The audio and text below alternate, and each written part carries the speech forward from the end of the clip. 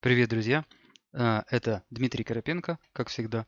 Давайте продолжим наше изучение английского, а в частности произведения Артура Конана Дойля, знаменитого произведения «Этюд в багровых тонах», которое повествует о Шерлоке Холмсе и докторе Ватсоне, и особенно о том, как они познакомились. Именно сейчас, за эти полчаса, мы с вами увидим и услышим, как они познакомились, поприветствовали друг друга, а также о том восторге, который испытал Шерлок Холмс, потому что он изобрел новый химический реагент для определения крови, как бы на старых каких-то засохших пятнах. В общем, очень интересно. Сейчас мы услышим, как языконоситель прочитает отрывок, потом я прочитаю, потом мы будем его читать и анализировать, параллельно выписывая некоторые интересные слова во фразах в наш словарик. Вот такая у нас простая методика и методология. Ну что, поехали. Сейчас мы начнем с вот этой вот фразы. This was a lofty chamber. Так, окей. 3, 2, 1, пуск. This was a lofty chamber, lined and littered with countless bottles.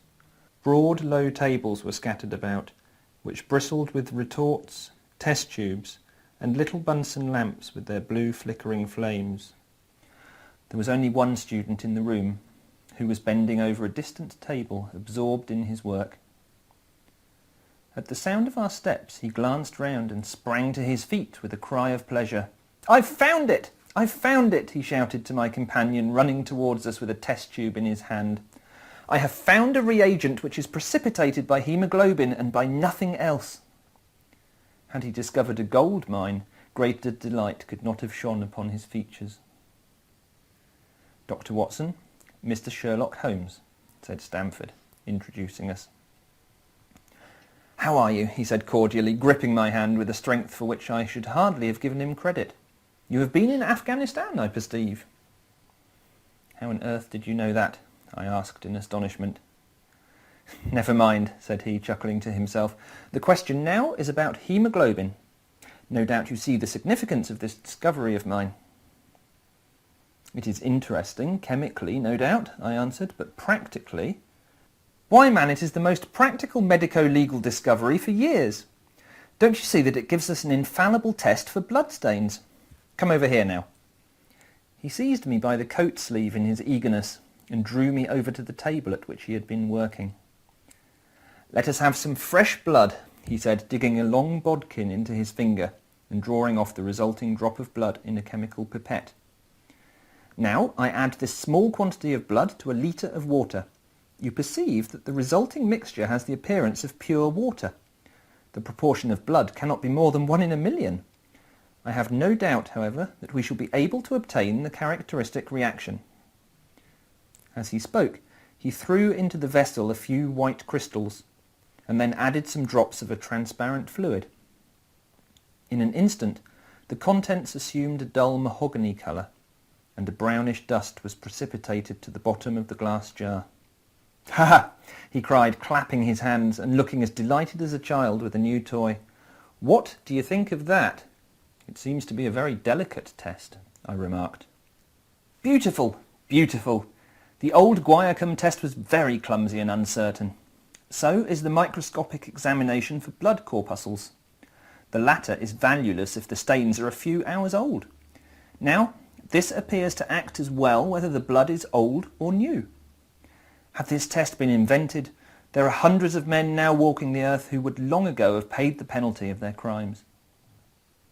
"Indeed," I murmured. "Criminal cases are continually hinging upon that one point. A man is suspected of a crime months perhaps after it has been committed. His linen or clothes are examined, and brownish stains discovered upon them. Are they blood stains, or mud stains, or rust stains, or fruit stains, or what are they? That is a question which has puzzled many an expert. And why? Because there was no reliable test. Now we have the Sherlock Holmes test, and there will no longer be any difficulty." Окей, His eyes fairly glittered as he spoke. пока хватит. чтобы слишком много тоже мы не слушали, потому что мы потом это просто физически не успеем прочитать и обработать. А если успеем, то это займет слишком много времени, что есть, наверное, нежелательно, чтобы мы не переутомлялись. Мы выпишем с вами около 30 приблизительно, может немножко больше, новых фраз. В каждой из этих фраз будет одно или два, или может быть больше, новое английское слово для вас. Естественно, у каждого из нас эти новые слова разные, но я думаю, что все-таки, независимо от вашего уровня английского, что-то интересное мы сейчас с вами найдем. Если уж не слова, то, по крайней мере, их сочетаемость. Окей, теперь я читаю не спеша, для того, чтобы нам было понятнее. Так как языконоситель прочитать-то прочитал, но акцент у него чисто тут такой лондонский, да, британский. А я буду читать с Дмитрием Коропенковским акцентом, который вам будет намного более понятен. Окей, поехали. This was a lofty chamber, lined and littered with countless bottles.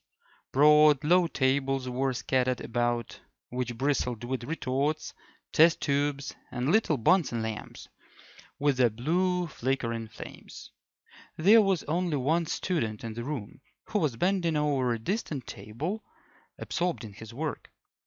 At the sound of our steps, he glanced round and sprang to his feet with a cry of pleasure. "I found it! I found it!" he shouted to my companion, running towards us with a test tube in his hand. "I have found a reagent which is precipitated by hemoglobin and by nothing else." Had he discovered a gold mine, greater delight could not have shone upon his features. So here is Sherlock Holmes, you see Dr. Watson, and his friend, I forgot his surname. Okay, never mind. Dr. Watson, Mr. Sherlock Holmes, said Stamford, introducing us. "How are you?" he said cordially, gripping my hand with a strength for which I should hardly have given him credit. "You have been in Afghanistan, I perceive." "How on earth did you know that?" I asked in astonishment. "Never mind," said he, chuckling to himself. "The question now is about hemoglobin. No doubt you see the significance of this discovery of mine." "It is interesting chemically, no doubt," I answered, "but practically—" "Why, man, it is the most practical medico-legal discovery for years. Don't you see that it gives us an infallible test for bloodstains? Come over here now." He seized me by the coat sleeve in his eagerness, and drew me over to the table at which he had been working. "Let us have some fresh blood," he said, digging a long bodkin into his finger, and drawing off the resultant drop of blood in a chemical pipette. "Now, I add this small quantity of blood to a liter of water. You perceive that the resultant mixture has the appearance of a pure water. The proportion of blood cannot be more than 1 in a million. I have no doubt, however, that we shall be able to obtain the characteristic reaction." As he spoke, he threw into the vessel a few white crystals, and then added some drops of a transparent fluid. In an instant the contents assumed a dull mahogany color, and a brownish dust was precipitated to the bottom of the glass jar. "Ha, ha!" he cried, clapping his hands and looking as delighted as a child with a new toy. "What do you think of that?" "It seems to be a very delicate test," I remarked. "Beautiful, beautiful! The old Guiacum test was very clumsy and uncertain. So is the microscopic examination for blood corpuscles. The latter is valueless if the stains are a few hours old. Now, this appears to act as well, whether the blood is old or new. Had this test been invented, there are hundreds of men now walking the earth who would long ago have paid the penalty of their crimes." "Indeed," I murmured. "Criminal cases are continually hinging upon that one point. A man is suspected of a crime months perhaps after it has been committed. His linen or clothes are examined and brownish stains discovered upon them. Are they blood stains, or mud stains, or rust stains, or fruit stains, or what are they? That is a question which has puzzled many an expert. And why? Because there was no reliable test. Now we have the Sherlock Holmes test, and there will no longer be any difficulty. Так, мы прочитали. Ознакомительно. Теперь читаем по предложению, переводим и выписываем новые интересные слова и фразы. Перевожу я, как всегда, просто, я бы даже сказал примитивно. Если вы смотрите мои видео, то вы знаете мою философию. Нам главное не литературно шикарно перевести на русский, потому что смысла нет. Чем шикарнее мы будем переводить, тем дальше мы будем уходить от первоначального значения этих слов. Поэтому мы стараемся переводить попроще, чтобы у вас лучше ассоциировались английские слова с соответствующими русскими. Ну, в таком духе. Окей. Итак, поехали. This was a lofty chamber, lined and littered with countless bottles. Это была такая уютная комната, заставленная и, можно даже сказать, замусоренная, littered, забитая просто бесконечными бутылками, всякими бесконечными сосудами. Ну, давайте возьму. Lined and littered with countless bottles.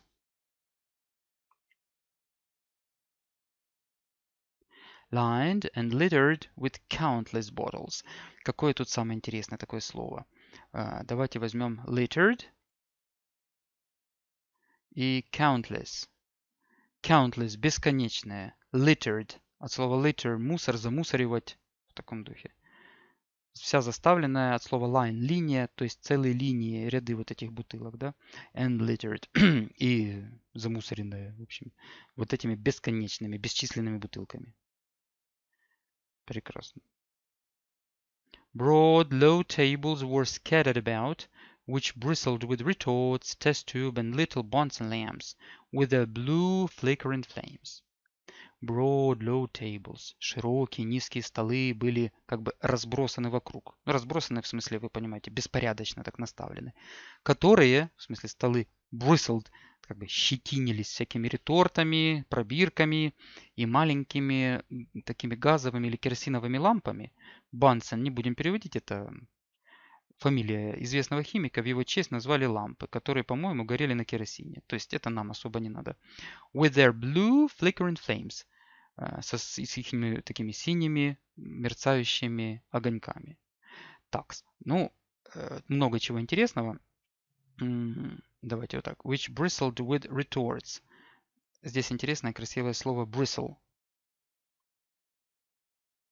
Bristle – это щетина или щетиниться, да, то есть столы, которые щетинились ретортами этими. То есть так наставлены эти реторты были, что как щетина. Bristle. Bristle. Щетиниться. Test tubes, one's lamp with their blue flickering flames. Синие такие мерцающие огоньки. Окей. Вполне возможно, мы, как обычно, повыписываем слова не до самого конца отрывка, потому что будет слишком много. Очень много интересных фраз, которые flickering flames, такие мерцающие, дрожащие. Blue flickering flames. Синие мерцающие огоньки. Flame, не огонек и пламя, ну, смотря какого размера. There was only one student in the room, who was bending over a distant table, absorbed in his work. Был только один студент в комнате, который склонился над самым отдаленным столом, весь погруженный в свою работу. Тут интересные слова bending over a distant table and absorbed или absorbed in his work. Давайте. Who was bending over a distant table, который наклонился над дальним столом. Who was bending over a distant table. Bending. Наклоняющийся. Ну, так, без фанатизма. Distant. Дальний. Who was bending over a distant table. Который наклонился над дальним столом. Distant. Дистанция. Distant. Дальний. Absorbed in his work. Ну, не можем мы это не взять. absorbed in his work. Absorbed. Absorb, впитывать, поглощать, значит absorbed, весь впитанный, то есть поглощенный, увлеченный своей работой. Весь поглощенный своей работой. He was absorbed in his work. I was absorbed in my home task. She was absorbed in her ceremony. Anything. Absorbed. At the sound of our steps, he glanced round and sprang to his feet with a cry of pleasure. При звуке наших шагов он оглянулся, осмотрелся и вскочил на свои ноги. Мы так не говорим, да, и вскочил на ноги, то есть распрямился, вскочил с криком удовольствия. At the sound of our steps, he glanced round and sprang to his feet. Давайте sprang to his feet. Sprang to his feet. Spring, sprang, sprung. Прыгать. Также spring пружина, да, вот он прыгнул, распрямился как пружина. Sprang to his feet. Вскочил на ноги. Он был согнутый, это wit. Sprang to his feet. With a cry of pleasure. I found it, I found it. Я нашел его, я нашел его. He shouted to my companion. Он прокричал моему компаньону. Running towards us with a test tube in his hand. Пока бежал по направлению к нам. Towards us. С этой пробиркой в руке. I have found a reagent which is precipitated by hemoglobin and by nothing else. Я нашел реагент, который осаждается гемоглобином и больше ничем. Ну, давайте возьмем отсюда. Which is precipitated by hemoglobin.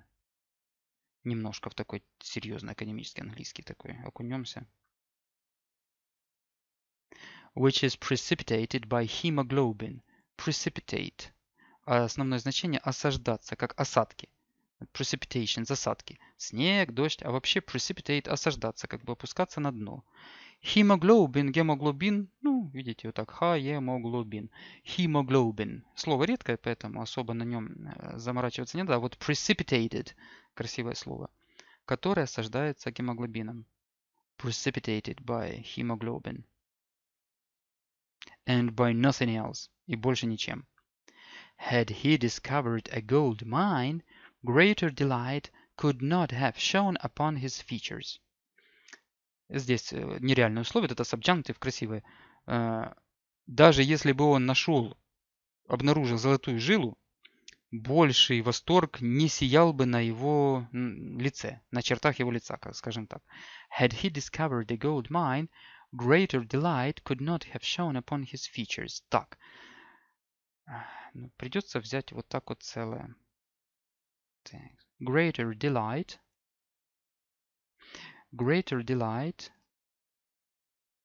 could not have shone upon his features. Давайте возьмем delight, радость, удовольствие, восторг. И features, черты. В данном случае черты лица. Greater delight could not have shone upon his features. Так как мы говорим о прошлом, то здесь и нереальное условие, как бы, то получается у нас could not have shown. Present perfect и could not. Greater delight, большая радость, но не сияла бы, не могла бы сиять на чертах его лица. Красивая фраза.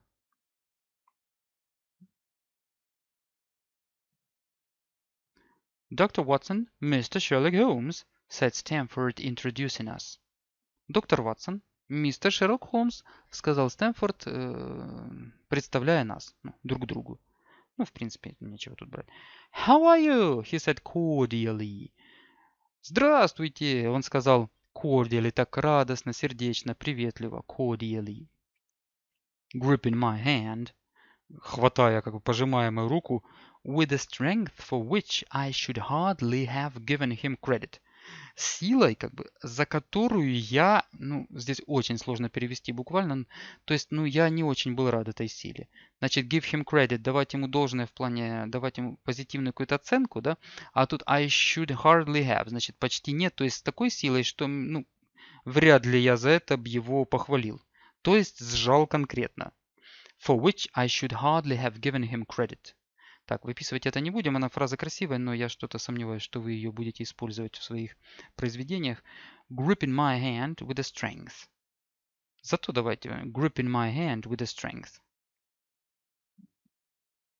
Немножко фраза оторванная получается, но ничего от контекста. Grip – хватать. Хватать можно рукоятку оружия, там, в данном случае пожимать мою руку. Обычно мы говорим shake hands, да, но он тут подчеркивает, что именно он, Шерлок Холмс, схватил gripping my hand with a strength. Силой, ну и дальше, которая, gripping my hand with a strength. Хватая мою руку с такой силой, что gripping my hand. You have been in Afghanistan, I perceive. Вы были в Афганистане, я, ну, perceive красивое, как бы я воспринимаю, да мы так не говорим, я так понимаю. I perceive, я так понимаю. How on earth did you know that? Как on earth? Как, ну, черт возьми, грубовато, да? Елки-палки, как-то не в тему, да? В общем, вы понимаете, earth, земля, тут именно как? Господи, вы это узнали в таком духе. Как, Господи, вы это узнали? I asked in astonishment. Я спросил в изумлении. Давайте возьмем фразочка простая, но вдруг вы подзабыли красивое слово astonishment. Astonishment. I asked in astonishment. Изумление, удивление. В общем, опупение. I asked in astonishment. Yes, я был просто изумлен. Я спросил в изумлении. I asked in astonishment. Да, забыл напомнить, за мной вы же повторяете, да, шепотом или вслух, или хотя бы про себя. Astonishment, astonishment, astonishment, чтобы оно лучше у вас отложилось. Never mind, said he, chuckling to himself. Да ладно, типа, забудем, сказал он, chuckling to himself, так похихикивая сам себе. Хмыкая, chuckling to himself. Давайте. Простенькое, но прикольное. Chuckling to himself. Похихикивая как бы себе под нос. Chuckling to himself. Chuckle, chuckle, chuckle. Chuckling to himself. Хи-хи-хи, хо-хо-хо. The question now is about hemoglobin. Вопрос сейчас о гемоглобине. No doubt you see the significance of this discovery of mine. Нет сомнения. Несомненно, вы же видите всю важность, типа значение, значимость этого моего открытия. Давайте. The significance of the discovery of mine.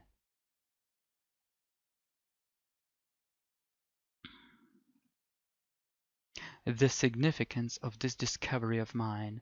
The significance, значение, в смысле значимость, важность. Discovery, открытие. Ну, тут вы все знаете, наверное, знаменитый канал телевизионный, наверное, в YouTube. Discovery, открытие, да? Discovery. Значимость этого моего открытия. The significance of this discovery of mine. Of mine, это вместо того, чтобы of my discovery он бы сказать не мог, потому что оно бы не очень тут было of this my discovery обычно не говорится так, да? Но чтобы употребить слово это, this, он поставил вот таким образом of mine, тогда можно. Of this discovery of mine, of this discovery of yours, of this discovery of his. Тогда мы ставим, и получается так поэтично, как бы литературно и красиво. Of this discovery of mine. Я думаю, можно употреблять в устной речи спокойно. Будет красиво. It is interesting chemically, no doubt, I answered, but practically... Это интересно, как бы химически, без сомнения, я ответил. Но практически... Why, man, it is the most practical medical legal discovery for years. Ну, типа, елки-палки. Это же самое практическое медико-юридическое открытие на протяжении лет. For years. Medical legal discovery. Ну ладно, не будем брать тут ничего такого особого. Don't you see that it gives us an infallible test for bloodstains? Неужели вы не видите, что это дает нам безошибочный тест на кровяные такие разводы, пятна?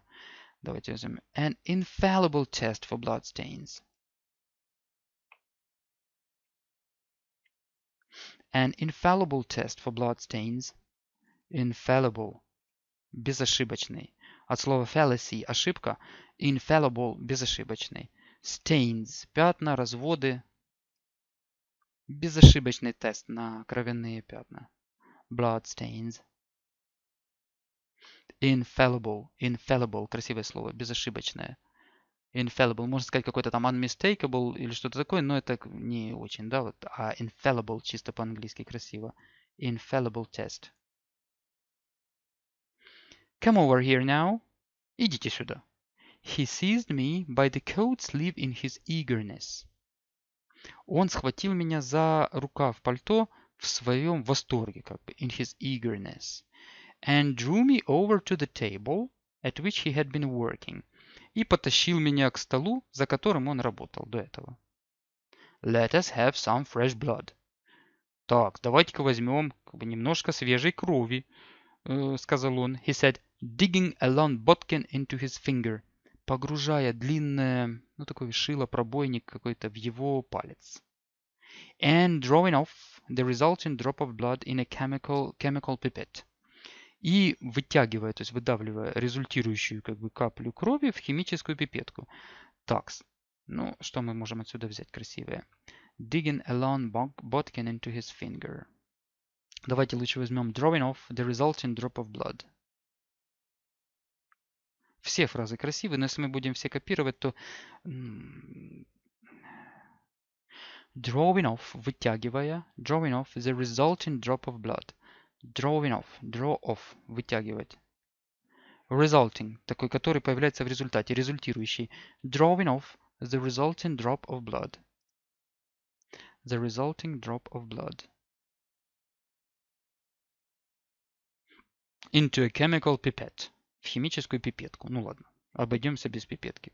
Now, I add this small quantity of blood to a liter of water. Теперь я добавляю это небольшое количество крови на литр воды. К литру воды. Ну, в принципе. Кстати, чтобы красиво читать, обычно они читают не liter, а liter с длинной и. To a liter of water. You perceive that the resulting mixture has the appearance of pure water. Вы воспринимаете, что результирующая смесь имеет вид, внешность чистой воды. Давайте возьмем the appearance of pure water. Вид чистой воды. Вполне возможно, на русском вы вот сразу же внутри себя соображаете лучше как бы перевести, чем я. Потому что я сейчас сосредоточен на английском, а не на переводе на русский. Поэтому appearance, вид, внешность. Pure, чистый. Чистый, непорочный. Ну, в данном случае чистый. В случае чистый, да? The appearance of pure water. Вид чистой воды. Appearance of pure water. The proportion of blood cannot be more than 1 in a million. Пропорция воды не может быть больше, чем 1 на миллион. 1 к миллиону. Ну, понятно, да, одна капелька, а там целый литр. Сколько их капелек там много. I have no doubt, however, я не имею ни малейшего сомнения, так сказать, однако, that we shall be able to obtain the characteristic reaction, что мы сможем как бы получить характерную реакцию. Давайте, to obtain the characteristic reaction. To obtain the characteristic reaction. Obtain, получить. Ну, вполне возможно. Вы знаете слово obtain, но здесь меня больше интересует связь. To obtain the characteristic reaction. To obtain the characteristic reaction. Получить характерную реакцию. As he spoke, he threw into the vessel a few white crystals. Пока он говорил, он бросил в сосуд несколько белых кристаллов. And then added some drops of a transparent fluid. А потом добавил несколько капелек прозрачной жидкости. Давайте возьмем, вдруг вы еще пока не стыкались с этим, не сталкивались. Some drops of a transparent fluid. Вдруг будете сдавать TOEFL или IELTS, там может пригодиться. Там бывает, промелькивают такие химические термины. Drops, капли. Transparent, прозрачный. Транспарантка, видите, transparent. Солнце, то есть лучи через него проникают. Transparent, прозрачный. Несколько капель прозрачной жидкости. Some drops of a transparent fluid. Так, сколько у нас есть с вами? Еще немного. 1, 2, 3, 4, 5, 6, 7, 8, 9. 10, 17. Только 17 фраз еще. Ну, правда, слов у нас, конечно, намного больше, чем фраз. In an instant, the contents assumed a dull mahogany color. В мгновение содержимое как бы приобрело такой темный mahogany, красноватый оттенок, цвет. And a brownish dust was precipitated to the bottom of the glass jar. И коричневатая пыль сразу осела, помните осадки, да, precipitated, на дно стеклянного кувшина. Так, in an instant the contents assumed a dull mahogany color. Давайте возьмем in an instant, в мгновение, красивая фраза. In an instant. Instant, момент, мгновение. Instant, как вот instant coffee, да? Типа моментальное кофе. Мы называем растворимое кофе, а на английском instant, типа моментальное, что очень быстро готовится. In an instant. The contents assumed, содержимое приобрело a dull mahogany color. Ну, давайте возьмем вот так вот. Никак его не сократишь. The contents assumed a dull mahogany color. Color подчеркивает, потому что это настроен Word, я так понимаю, на американский вариант английского. А британцы любят вот здесь буковку U ставить, да, color. А американцы без буковки U, то есть color. И поэтому Word возмущается. У нас тут все правильно. The contents, содержимое, contents. Содержимое, содержание. Assumed, красивое слово, приобрело в данном случае. Assumed. A dull mahogany. Mahogany такой цвет красноватый. Если вам интересно, введите в словаре, и там вы увидите эти оттенки, потому что, ну, в данном случае не очень это важно. Dull такой мрачный, темно-красноватый цвет. The contents assumed a dull mahogany color. Содержимое приобрело вот такой красноватый цвет. And a brownish dust was precipitated. И коричневая такая пыль, осадок, осел на дно. «Ха-ха!» he cried, clapping his hands. «Ха-ха!» он воскликнул, хлопая в ладоши. And looking as delighted as a child with a new toy. И выглядя, ну, таким радостным, как ребенок с новой игрушкой. What do you think of that? Ну и что вы об этом думаете? What do you think of that? It seems to be a very delicate test, I remarked. Ну, кажется, что это очень такой деликатный, то есть тонкий, утонченный тест, я отметил. Ну, то есть Ватсон смотрел на него как на такого чудика, да, пока. И чтобы его не сердить, да, то надо же соглашаться с душевно больным, да, и поэтому он так, ну, да, ну, довольно изысканный тест. Ну, давайте. A very delicate test. Delicate, нежный, деликатный, в данном случае такой тонкий тест, требующий сноровки. Beautiful, beautiful, прекрасно.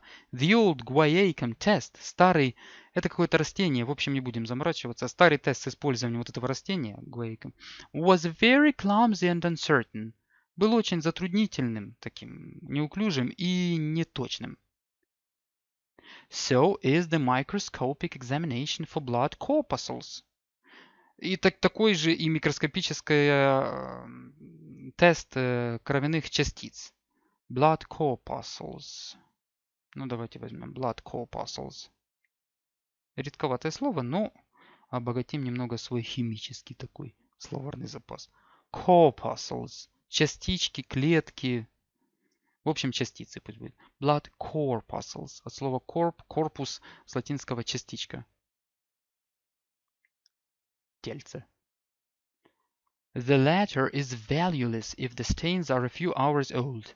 Последний, в смысле тест, упомянутый, valueless, не имеет никакой ценности, если разводы, эти пятна, уже хотя бы несколько часов давности. Valueless if the stains are a few hours old. Now, this appears to act as well, whether the blood is old or new. А теперь вот этот тест, кажется, act действует однозначно и так, как бы кровь, независимо кровь старая или новая. Had this test been invented, если бы этот тест был изобретен, there are hundreds of men now walking the earth, ну, существует сотни людей сейчас, которые ходят по земле, who would long ago have paid the penalty of their crimes, которые бы давным-давно уже заплатили по счетам, как бы получили наказание за свои преступления. Давайте напишем, who would long ago have paid the penalty of their crimes.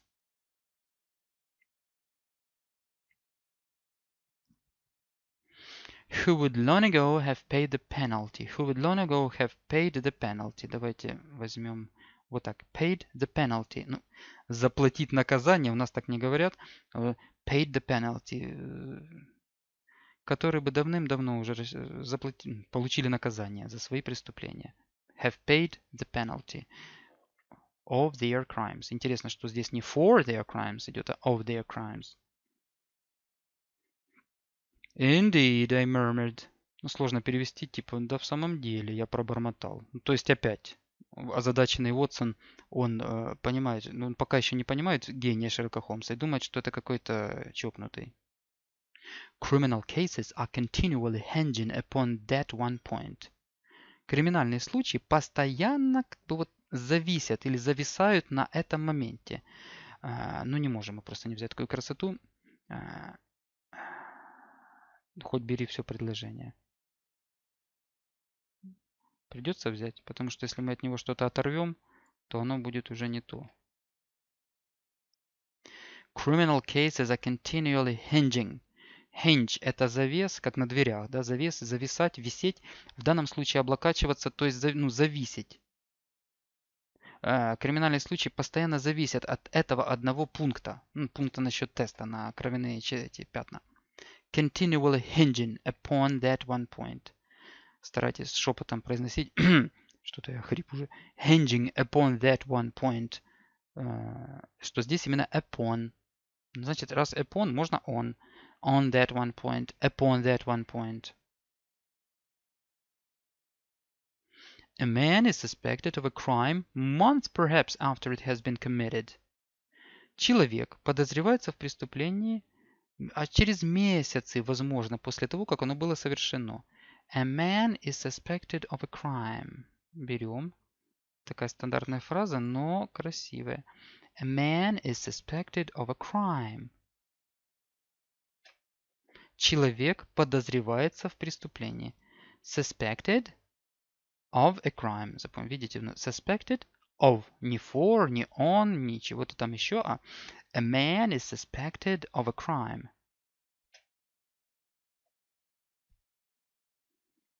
Months perhaps after it has been committed. Возможно, через месяцы после того, как оно было совершено. Так. Months perhaps after it has been committed. Months, ключевое слово, конечно, committed. Совершено. Насчет преступления говорят commit crimes. Месяцы, возможно, после того, как оно было совершено. Months perhaps after it has been committed. Окей, и, наверное, на этом мы с вами... Ну, давайте еще одну возьмем как раз для окончания. His linen or clothes are examined and brownish stains discovered upon them. Его белье, постельное или нижнее белье или одежда проверяются, и коричневатые разводы обнаруживаются на них. Brownish stains. Are they blood stains? Это кровяные пятна. Or mud stains, или пятна грязи. Or rust stains, или пятна ржавчины. Or fruit stains, или пятна от фруктов. Or what are they? И вообще, или что они такое? That is a question which has puzzled many an expert. And why? Вот вопрос, который озадачивал многих экспертов. А почему? Because there was no reliable test. Потому что не было надежного теста. Now we have the Sherlock Holmes test. А теперь мы имеем тест Шерлока Холмса. And there will no longer be any difficulty. И больше не будет никакой сложности. Давайте возьмем a question which has puzzled many an expert. Иногда они говорят так красиво, не просто a lot of people или many people, а many a man. Это чисто для красоты фраза, можно употреблять и на письме, и в устной речи. A question which has puzzled, вопрос, который озадачивал многих экспертов. Давайте, many an expert. Давайте его так раз наклоним. Many an expert, many a man, many a woman, many a person. Много людей, тут много экспертов. Ставим many, артиклик или n, если надо, и существительное в единственном числе. Вопрос, который озадачивал многих экспертов. Окей, very nice. Ну вот, друзья, мы с вами немножко поработали. Я рекомендую вам, для того, чтобы лучше запомнились эти слова и фразы, просмотреть это видео еще раз. То есть прослушать, как языконоситель читает, потом, как я читаю, за мной или за языконосителем попытаться shadowing, как говорится, то есть тенью следовать, да, то есть стараться читать с отставанием в полсловечка за мной или за языконосителем, то есть чтобы вы тоже тренировались, а потом еще раз прослушать наш анализ вот этих слов и фраз. Вы же помните, хотя бы 4 разочка нужно, чтобы эти новые словечки, а особенно в их взаимосвязях, улеглись в нашем подсознании, в нашей памяти. Хотя бы 4, хотя бы минимум. То есть за 1-2 раза что-то где-то выхватится, но потом, когда вы встретите эти слова в дальнейшем, то вы будете знать, что вы его знаете, но вы не будете помнить, что оно означает. Чтобы этого не было, чтобы вы уже получше запомнили, еще. Окей, друзья, я желаю вам красивого английского, удовольствия от его изучения. Я очень счастлив, что нашел в свое время для себя этого Шерлока Холмса. Очень красивый язык, такой довольно высокий уровень сложности, но не запредельный для многих. Вот. Интересный сюжет. Ну, в общем, Конан Дойль гений, он и в Африке гений.